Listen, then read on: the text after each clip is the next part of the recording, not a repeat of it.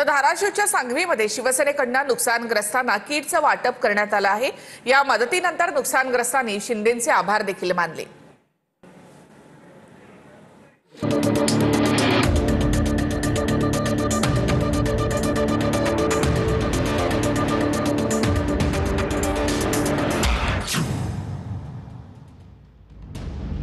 शिवसेनेकडून धाराशिवमध्ये 18 टेम्पोंमधून नुकसानग्रस्त भागात मदत देण्यात येणार आहे।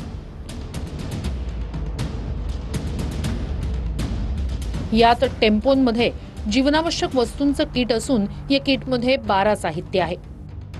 उपमुख्यमंत्री एकनाथ शिंदेंकडून आज धाराशिव जिल्ह्यामध्ये नुकसानग्रस्त तालुक्यांमध्ये मदत जी आहे ती पाठवली जाते। मग पाहतोय की मदतीचे किट जे आहेत ते सध्या परांड्यामध्ये दाखल झालेले आहेत। थोड्या वेळात एकनाथ शिंदे या ठिकाणी दाखल होतात। मात्र आपण पाहतो की त्याआधीच हे सगळं जीवनावश्यक साहित्य जे आहे ते या ठिकाणी दाखल झालेलं आहे। आपण पाहतो की पूरग्रस्त बांधवांसाठी शिवसेना युवासेनेची मदतीची साथ अशा पद्धतीने टॅगलाईन जी आहे ती देण्यात आलेली आहे। आपण पाहतोय की तांदूळ असेल, साखर, त्याचबरोबर शेंगदाणे, तेलाची पिशवी आणि आपण पाहतोय की या ठिकाणी अशा पद्धतीचं एक पांघरण्यासाठी शाल जे आहे ती सुद्धा याच्या ठिकाणी किट मध्ये देण्यात आलेले आहेत। 2 शाले आहेत आणि अशा पद्धतीने ही मदतीचं किट जे आहे डाळीचा समावेश आहे। आज प्रत्येक शेतकऱ्याच्या घरोघरी पोहोचवलं जाईल। 10,000 किटची तयारी केली, इथं गाड्या दिल्यात। त्याच पद्धतीने आम्ही सगळे 3 तालुक्यामध्ये ज्या ठिकाणी पूर आलेला आहे त्या सर्व लोकांसाठी व्यवस्था केली।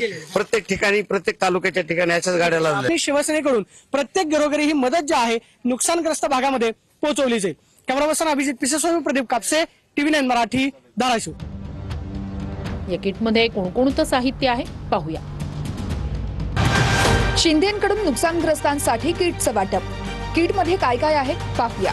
5 किलो पीठ, पोहे, मूग डाळ, शेंगदाणे, 2 ब्लँकेट, तेल, साखर, चहा पावडर, मसाला, तांदूळ, हळद आणि मीठ।